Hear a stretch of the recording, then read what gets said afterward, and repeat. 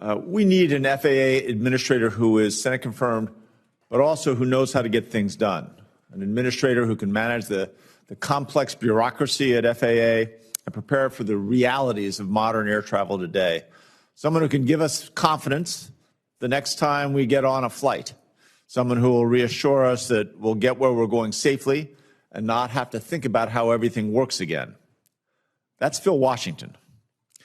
Phil came from humble beginnings and, as Madam Chair mentioned, served 24 years in the Army, achieved the rank of Command Sergeant Major, the highest rank for enlisted servicemen.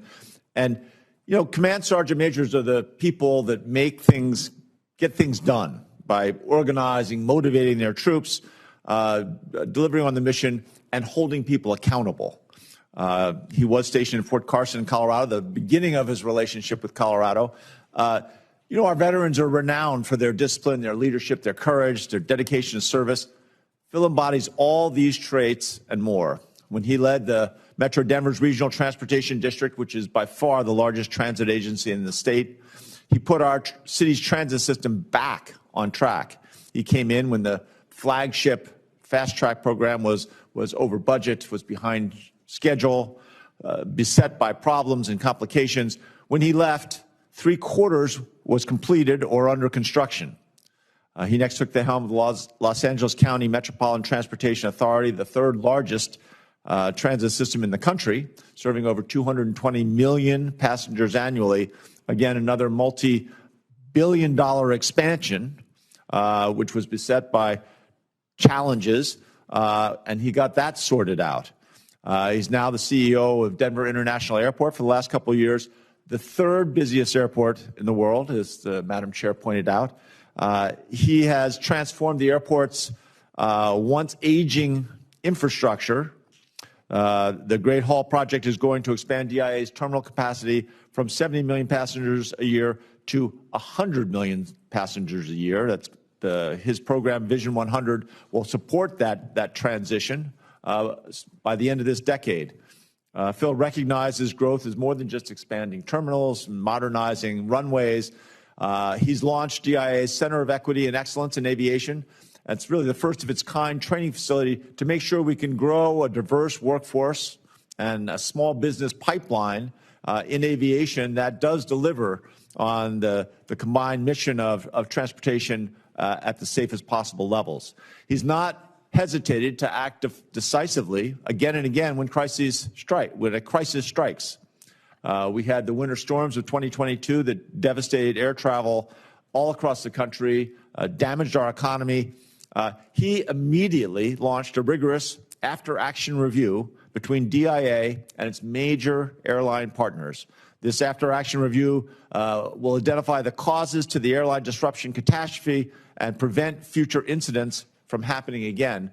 That's the kind of decisive action that we need to see in the FAA. Phil fits the mold of several past administrators. There have been questions raised as to, you know, previous administrators. Jane Garvey, who was the administrator under President Clinton, came from the Massachusetts Department of Public Works and led Boston's Logan Airport. Marion Blakey, who served in the Bush administration, was administrator of the National Highway Transportation Safety Administration before coming to the FAA. Michael Huerta oversaw the ports of New York City and San Francisco and had a couple senior roles within the Department of Transportation before coming to lead the FAA. But I think Phil breaks the mold of past FAA administrators in important ways. He's not an airline industry insider using this role as a position for the industry to be policing itself.